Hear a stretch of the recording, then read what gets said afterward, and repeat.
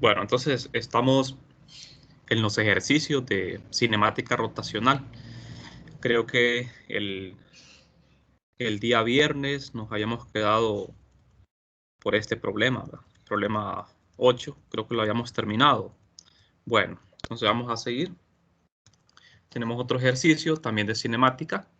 En este problema tenemos un ventilador eléctrico que se apaga y su velocidad angular disminuye uniformemente de 500 a 200 revoluciones por minuto en 4 segundos. Vamos a calcular la aceleración angular en revoluciones por segundo cuadrado y el número de revoluciones que efectuó el motor en el intervalo de 4 segundos. Luego, vamos a calcular cuántos segundos más tardará el ventilador en detenerse si la aceleración angular se mantiene constante en el valor calculado en el inciso A. Bueno, entonces primero vamos a obtener lo que es la aceleración angular en revoluciones por segundo cuadrado. Bien, tenemos que el ventilador, ¿verdad?, se apaga. Desde el momento en que se apaga, tiene que ir frenando, ¿no?, hasta disminuir su velocidad, hasta detenerse, hasta quedar en una velocidad igual a 0. Eso lo va a hacer en 4 segundos, pero no va a llegar a 0, sino que va a llegar hasta 200 revoluciones.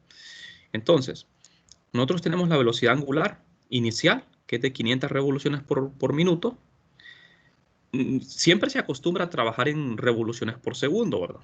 Entonces aquí tenemos revoluciones por minuto y la velocidad angular final es 200 revoluciones por minuto.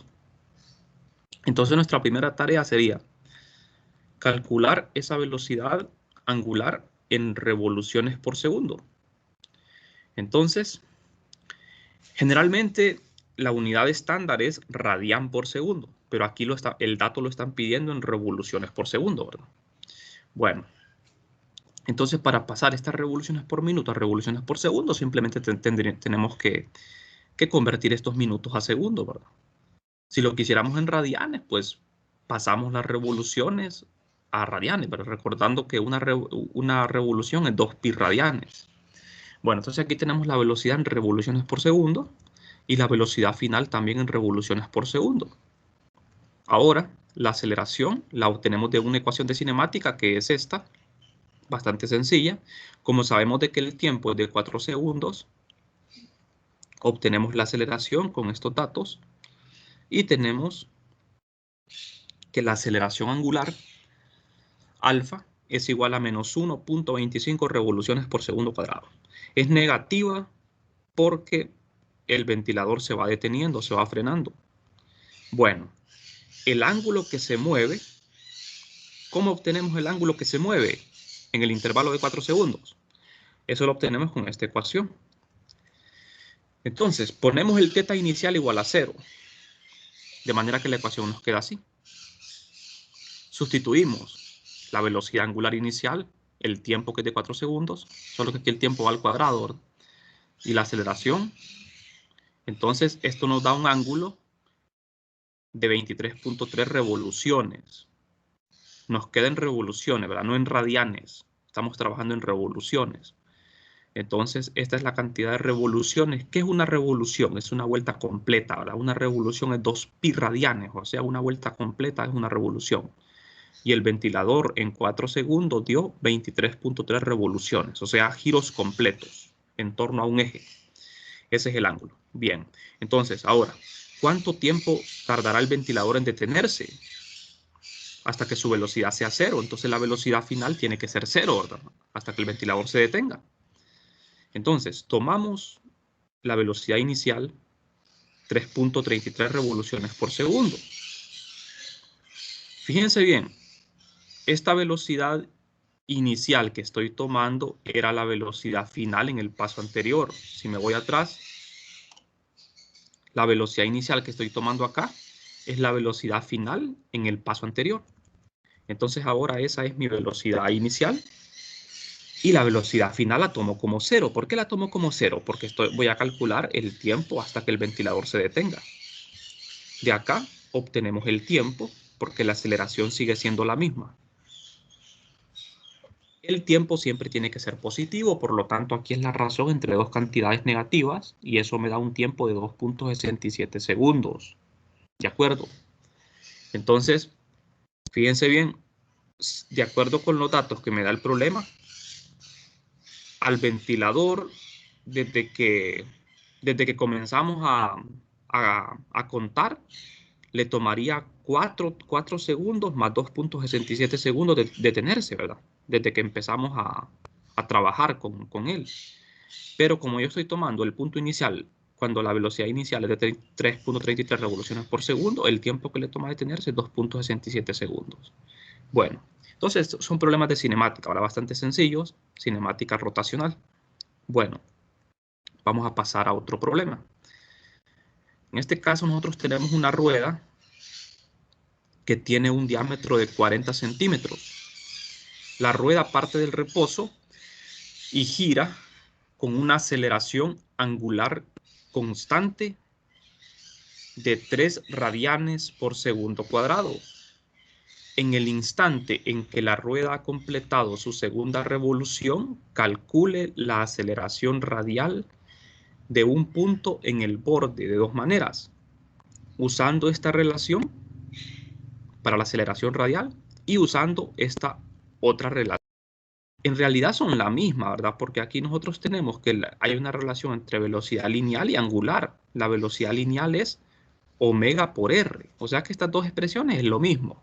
Solo que aquí está en función de la velocidad angular y aquí de la velocidad tangencial. Bien, entonces vamos a ver. Tenemos la aceleración angular, ¿verdad? Que se nota en el problema, que es constante. 3 radianes por segundo cuadrado. El diámetro de la rueda es de 40 centímetros. En metros, 0.4 metros. El radio sería la mitad del diámetro, que es 0.2 metros. ¿De acuerdo? Bien. Y 2 revoluciones equivale a 4 pi radianes. ¿Por qué estoy haciéndolo así? Porque en el problema me dice, en el instante en que la rueda ha completado su segunda revolución, dice, calcule la aceleración radial en un punto en el borde de dos maneras. Fíjense bien, me están pidiendo la aceleración radial de un punto en el borde. ¿A qué se refiere con eso? O sea que la aceleración radial depende del radio, entre mayor sea r, mayor va a ser la aceleración radial. O sea, cuando un objeto está girando, entre más me alejo del eje de rotación, mayor va a ser la aceleración radial, porque a mayor r, mayor aceleración. Entonces, me están pidiendo la aceleración justo en el borde, o sea, donde r vale exactamente 0.2 metros. Y cuando la rueda completa 2 revoluciones es 4 pi, porque una revolución es 2 pi radianes. Bueno, entonces, debemos calcular la aceleración radial de dos maneras. Lo vamos a hacer mediante la primera, con esta fórmula. La aceleración radial es w cuadrado por r, donde w es la velocidad angular. Entonces, obtenemos la velocidad angular final al cabo de 2 revoluciones. Entonces, la velocidad inicial la tomamos como 0. La posición inicial la tomamos como 0. Y la velocidad final tendríamos que es 2 alfa por teta final, donde alfa es la aceleración angular y teta final es la posición final. O sea, ¿quién es teta final aquí? Sería 4 pi radianes, porque son 2 revoluciones. Bueno, entonces sustituimos los datos. La velocidad final sería esto. 2 por la aceleración angular por teta final, el desplazamiento angular, que es 4 pi radianes. Entonces esto me da un valor de la velocidad angular igual a 8.68 radianes por segundo. Aquí me está dando esto en radianes, ¿verdad? Porque tengo todo aquí 4 pi radianes. Entonces, ya con la velocidad angular, la aceleración, esta, calculo con esta fórmula, donde r es el radio de la rueda, 0.2 metros. Como les decía, esta aceleración radial depende del radio. A mayor distancia con respecto al eje, mayor va a ser la aceleración. Entonces, justo en el borde de la rueda, la aceleración radial es 15.1 metros sobre segundo al cuadrado. Bien. ¿Tienen alguna pregunta hasta acá, jóvenes?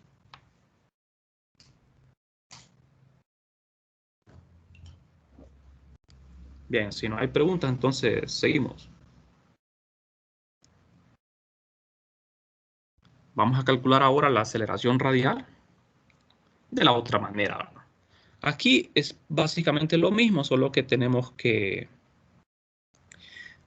calcular la velocidad lineal, ¿de acuerdo? Es la velocidad lineal. Entonces, como sabemos de que hay una relación entre velocidad lineal y velocidad angular, que es R por W. Entonces aquí es simple, tenemos que multiplicar el radio de la rueda por la velocidad angular. Eso me da lineal de 1.74 metros por segundo. Bien, no sé si todos tienen claro este concepto de velocidad lineal y angular. La velocidad lineal o tangencial es una velocidad en traslación, ¿verdad? Es una velocidad que se ocupa en traslación, mientras que la velocidad angular es en rotación. Un punto de la rueda tiene una velocidad tangencial, o sea, tangente al círculo. Recuerden que en rotación, cada punto moviéndose en torno a un eje forma lo que es una trayectoria circular.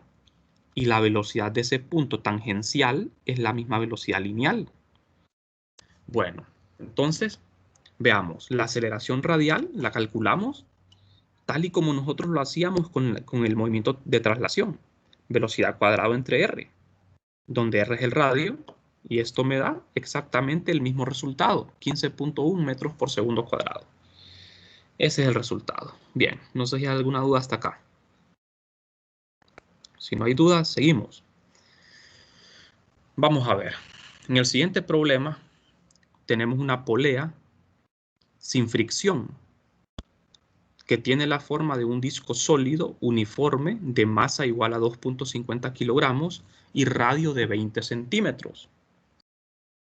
Una piedra de 1.50 kilogramos sujeta a un alambre muy ligero que se enrolla alrededor del borde de la polea y el sistema se libera del reposo.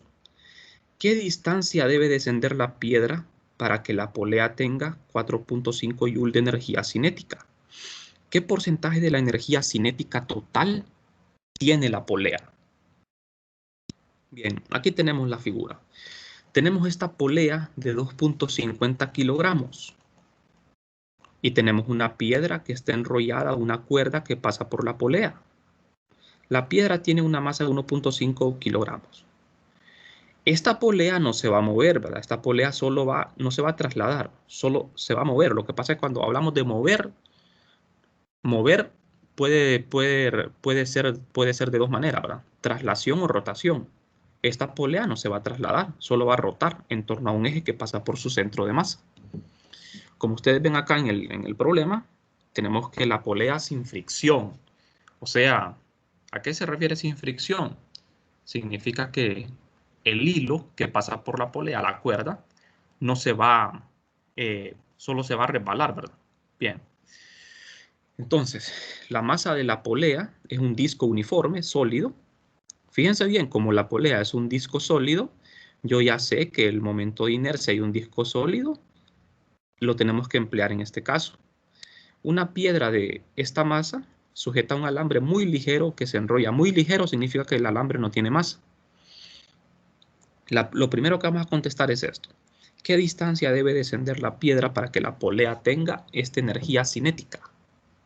¿De acuerdo? Para que la polea tenga esta energía cinética. Bien, entonces lo que vamos a buscar primero es distancia. ¿Qué distancia tiene que bajar esta piedra? Tal que la polea tenga una energía cinética de 4.5 joules. Lo vamos a hacer con conservación de la energía. ¿Qué distancia debe descender la piedra para que la polea tenga 4.5 joules de energía cinética? Bien, comenzamos por aquí. El momento de inercia de un disco sólido, la polea es un disco sólido, es igual a esto. Este es el momento de inercia de un disco sólido en torno al centro de masa. Un medio de la masa del disco por R al cuadrado. ¿Quién es R? Es el radio del disco, de la polea. Entonces, calculamos el momento de inercia de la polea. Sustituyó la masa de la polea y el radio de la polea. Y el momento de inercia de la polea es 0.05 kilogramos por metro cuadrado. La unidad de momento de inercia es kilogramos por metro cuadrado. Entonces ahora, ¿qué hacemos? Vamos a ver. Como la polea va a girar, esta va a tener una energía cinética rotacional. Y la energía cinética rotacional es igual a 1/2 de I por omega cuadrado. Esta fórmula la tienen que memorizar. La energía cinética rotacional es 1/2 del momento de inercia por la velocidad angular al cuadrado.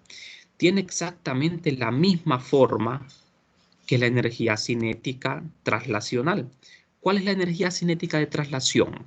Es 1/2 de masa por velocidad al cuadrado. Esa es la energía cinética de traslación, y la de rotación es 1/2 de momento de inercia por la velocidad angular al cuadrado. En este caso, la masa se cambia por momento de inercia y la velocidad lineal se cambia por la velocidad angular. Entonces ustedes se pueden dar cuenta aquí de la relación que existe. En el movimiento de rotación, el papel de la masa lo desempeña el momento de inercia y el papel de la velocidad lineal, la velocidad angular. Entonces esta es la energía cinética de rotación de la polea. De aquí, de esta energía cinética de rotación, yo lo que voy a encontrar es la velocidad angular de la polea. ¿Por qué la velocidad angular? Porque la energía cinética de rotación de la polea ya me lo da el problema. Me dice que la energía cinética es 4.5 joules. Entonces 4.5 joules es esta energía de rotación, y de aquí yo obtengo la velocidad angular de la polea. Sustituyo los valores entonces. Despejo para la velocidad angular. Entonces, al sustituir acá los datos, obtenemos esta velocidad angular, 13.4 radianes por segundo. Bueno, la velocidad de la piedra no es una velocidad angular. La piedra no tiene velocidad angular. ¿Por qué no? Porque la piedra solo se traslada. La piedra no rota, no gira. Lo único que gira es la polea. La piedra lo que hace es trasladarse. Entonces la piedra lo que tiene es una velocidad lineal, pero como ya sabemos de que existe una relación entre velocidad lineal y angular, la relación es esta. Entonces el movimiento de la piedra y de la polea están relacionados mediante esta expresión. Esta es la velocidad angular de la polea, y la velocidad lineal de la piedra la obtengo en relación con la velocidad de la polea. Vamos a ver, ¿por qué creen ustedes de que la velocidad lineal de la piedra y la polea estén relacionados en este caso? La clave está en que entre la polea y la cuerda, la polea no se resbala, ¿verdad? O sea que un punto en el borde de la polea tiene exactamente la misma velocidad lineal que tiene la piedra. ¿De acuerdo? Un punto en el borde de la polea tiene la misma velocidad lineal que tiene la piedra. Solo en el borde, ¿verdad? Entonces, de aquí obtenemos la rapidez lineal, el radio de la polea multiplicado por la velocidad angular de la polea. Y eso me da una velocidad lineal de 2.68 metros por segundo. ¿Qué hacemos con esto ahora? La energía cinética de la piedra, ¿quién es? Es 1/2 de la masa por la velocidad al cuadrado. A esto se le llama energía cinética traslacional, que no es lo mismo que la energía cinética rotacional. Esta energía cinética es de la piedra. Entonces la energía cinética de la piedra es 1/2 de su masa por su velocidad lineal al cuadrado. Eso tiene un valor de 5.39 joules. Hasta aquí estamos bien, ¿verdad? Entonces, ¿cuál es nuestro objetivo acá? Encontrar la distancia que tiene que bajar la piedra tal que la energía cinética de la polea sea de 4.5 joules. Entonces, el problema lo vamos desarrollando poco a poco. Ya tengo la energía cinética de la piedra. Entonces, ahora aplicamos la conservación de la energía. Fíjense bien, el sistema es este. La polea y la piedra. La cuerda no tiene masa, la despreciamos. Vamos a tomar como el punto inicial este, justo donde la piedra comienza a moverse, y el punto final lo vamos a tomar hasta donde la piedra descendió. Esta distancia que desciende la piedra esta distancia que desciende le imparte a la polea una energía cinética que ya la conocemos, es la energía que nos da el problema. Ponemos el origen donde comienza el movimiento de la piedra. El sistema de coordenadas lo ponemos aquí, donde comienza el movimiento. De tal manera que este origen me sirve para medir lo que es la energía potencial gravitacional. Con respecto a este punto voy a medir la energía potencial. ¿De quién? De la piedra. La polea no va a tener energía potencial. ¿Por qué no? Porque la polea no se mueve. La polea no cambia de posición, se mantiene fija. Lo único que se mueve es la piedra. La polea rota. Entonces, ¿qué energía potencial gravitacional tiene la piedra en este punto? ¿Qué energía potencial tiene?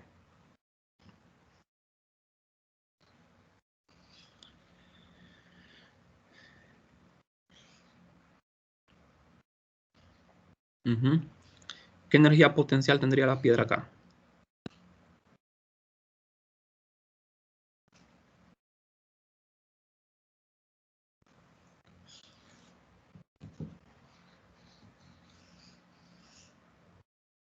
Ajá, alguien. Nadie.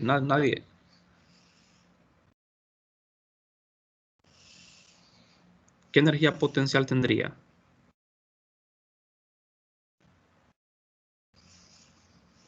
Sería cero, ¿verdad? ¿Por qué sería cero la energía potencial aquí? Ajá, Porque tenemos ahí el punto de origen. sí, ¿verdad? Hay una altura cero con respecto a este punto. La altura es cero. Por lo tanto, la piedra aquí no tiene energía potencial. Fíjense que todo depende de dónde ponga el origen. Si yo este origen lo hubiese puesto acá abajo, aquí no es el suelo, ¿verdad? Aquí no es el suelo. Este punto, este otro punto de referencia es donde la piedra descendió. Es la cantidad que descendió la piedra, tal que la energía cinética de la polea es de 4.5 joules. Entonces aquí la energía potencial de la piedra es cero, mientras que en este punto, en el punto final, la energía potencial de la piedra va a ser mg por h. Mg por h, donde h va a ser la distancia que bajó. Pero esa distancia va a ser negativa, ¿verdad? Porque estaríamos debajo del eje Y. Bueno, entonces, usando la conservación de la energía inicial es igual a energía final. La energía se conserva, porque no existen fuerzas no conservativas, ¿verdad? En este sistema. Inicialmente, la energía potencial es cero y la energía cinética es cero. ¿Por qué cero? Porque inicialmente la piedra parte del reposo. No tiene energía cinética, tampoco tiene energía potencial. La energía inicial es cero. Entonces me queda que cero es igual a esto. Pero la energía tiene que conservarse, de manera que si yo tengo cero en el lado izquierdo, acá tiene que ser cero también. Entonces, finalmente, la piedra va a tener energía cinética y la polea también. Lo que pasa es que la polea va a tener energía cinética de rotación y la piedra de traslación. Pero la piedra también va a tener energía potencial gravitacional debido a que cambió de posición. Entonces, aquí en la energía cinética, jóvenes, aquí, ahora que estamos trabajando rotación y traslación combinadas, este es un problema de rotación y traslación combinadas. Entonces, la energía cinética que aparece aquí consiste de energía cinética de rotación más traslación. Y la energía potencial solo se debe a energía potencial gravitacional. Entonces sustituyo. ¿Quién es la energía cinética de rotación? Es la de la polea. La energía cinética de traslación es la que tiene la piedra, justo cuando desciende. Bien, entonces 0, esta ecuación me dice 0 es igual a la energía cinética de rotación más la de traslación, más la energía potencial. Aquí me faltó Y, ¿verdad? Y, un Y aquí, porque es mg por h. Entonces, aquí aparece mg por y, despejo para y. Hago esta suma y despejo para mg por y, porque lo que quiero calcular es y, la distancia que bajó la piedra. Despejo para y resulta este valor, menos 0.67 metros. ¿Quién me puede decir por qué el signo es negativo aquí? ¿Por qué el signo me dio menos? ¿Por qué no más? Porque va hacia abajo. Porque va hacia abajo, ¿verdad? Estamos debajo del origen, en el eje Y negativo. Entonces, esta Y es negativa. Me está diciendo que la piedra bajó. Si hubiera subido, sería positiva. Pero lo que yo quiero es distancia y las distancias siempre son positivas. Entonces la altura h es 0.673 metros. Esta es la distancia que bajó la piedra. Aquí me da negativo porque estamos tomando un origen, ¿verdad? ¿De acuerdo? Entonces las distancias, jóvenes, siempre son positivas. Las distancias son escalares. Aquí la y no, porque la y me está indicando la posición con respecto a un origen. Por eso me da negativa. ¿De acuerdo? Esta y puede ser positiva o puede ser negativa porque se mide con respecto a un origen. Pero el problema pregunta distancia y la distancia siempre se da positiva. Bueno, entonces, continuamos. Ahora nos preguntan, ¿qué porcentaje de la energía cinética total tiene la polea? Bien, entonces, la energía cinética total es la energía cinética de rotación más traslación. La energía cinética de rotación más traslación sumadas dan 9.89 joules. ¿De acuerdo? Entonces, ¿qué vamos a hacer acá? Simple. Lo que queremos es un porcentaje de la energía cinética total que tiene la polea. Entonces lo que tenemos que hacer es dividir la energía cinética de rotación, o sea, de la polea, la energía cinética de la polea entre la energía cinética total. Eso me va a dar un valor menor que 1, claro, porque este número es menor que este, entonces eso me va a dar 0.4550. Es un número puro, sin unidades. Joule se cancela. Ya, claro, es un porcentaje, tiene que ser un número puro. Los porcentajes son números puros, porque son la razón entre dos cantidades iguales. Bueno, entonces aquí la energía cinética de la polea entre la energía cinética total me da esto. Esta es una fracción. Si yo lo quiero escribir como porcentaje, lo multiplico por 100. Al multiplicarlo por 100, me da 45.5%. Este es el porcentaje de la energía cinética que tiene la polea, como ustedes ven. ¿De acuerdo? ¿Alguna pregunta hasta acá, jóvenes? Este problema que hicimos es un problema que combina movimiento de rotación con movimiento de traslación. El objeto que se traslada es la piedra, el objeto que rota es la polea, ¿de acuerdo? Un objeto puede trasladarse y rotar al mismo tiempo. Por ejemplo, ¿qué es lo que hacen las llantas de un carro?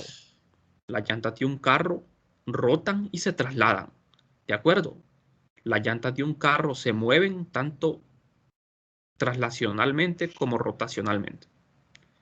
Pero un objeto puede únicamente estar girando en torno a un eje fijo o puede estar trasladándose nada más. Por ejemplo, la piedra no rota, solo se traslada. La polea solo rota, no se traslada. Pero puede ser que la polea se traslade y que rote también, ¿verdad? Como lo hacen las llantas de un carro. Bueno, entonces vamos a pasar al siguiente problema. Ya vimos problemas de cinemática, problemas de energía cinética. Ahora vamos a ver un problema de momento de inercia. Un problema bastante sencillo de aplicación del teorema de ejes paralelos.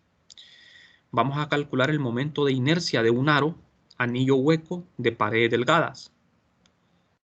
Cuando me dice un anillo hueco de paredes delgadas, es un cilindro hueco, un cilindro nada más, un cascarón cilíndrico. El cascarón cilíndrico tiene masa m y radio r. Vamos a calcular el momento de inercia alrededor de un eje perpendicular al plano del aro y que pasa por el borde. O sea, me dicen perpendicular al plano del aro. El plano del aro es un plano transversal, le hacemos un corte transversal al cilindro. Entonces el eje es perpendicular a ese plano.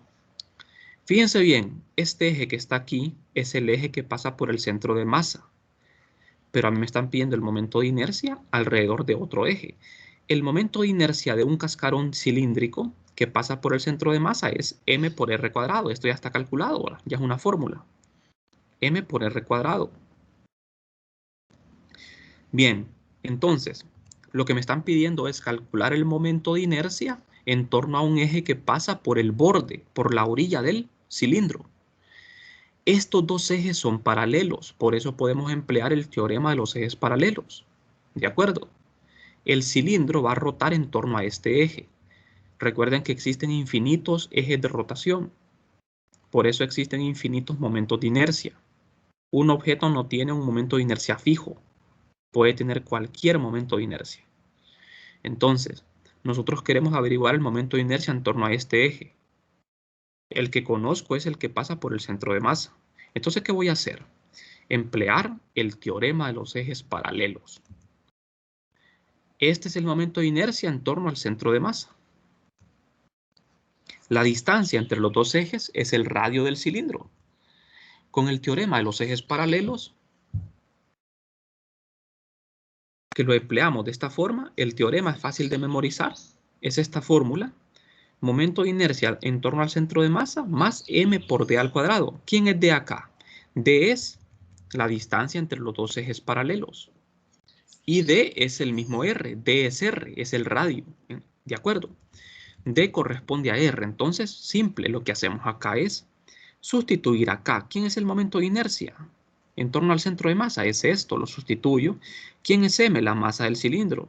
¿Quién es d? Es r, r cuadrado. Esto más esto da 2 veces m por r cuadrado. Entonces el momento de inercia es simple. Como ustedes ven, bastante sencillo. El momento de inercia es 2m por r cuadrado. El momento de inercia aumentó al doble en torno a un eje que pasa por el borde. Vamos a ver. ¿Quién me podría explicar de ustedes por qué el momento de inercia aumentó? ¿Será que siempre aumenta o disminuye? ¿Será que hay algún eje de rotación, además del centro de masa, en cual el momento de inercia sea menor o siempre va a ser mayor? Fíjense bien, el momento de inercia aumentó el doble. ¿Por qué será?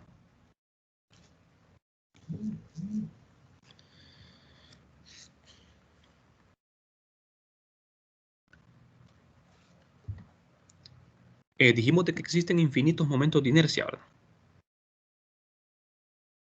Existe un punto especial de todo objeto rígido. Ese punto especial se llama... Hay un punto especial de un objeto rígido. ¿Cómo se llama?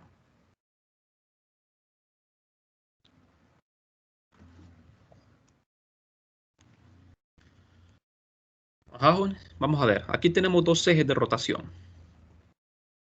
Dijimos de que existen infinitos ejes de rotación para un objeto dado. ¿Qué tiene de especial el eje de rotación que pasa por el centro de masa? ¿Qué es lo que tiene de especial?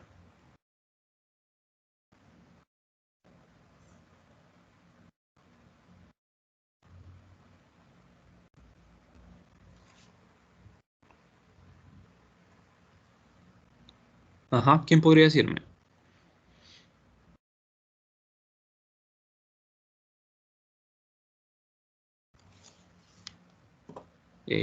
Nadie se acuerda. En comparación con los demás momentos de inercia, el momento de inercia que pasa por el centro de masa es ¿cómo en relación con los demás?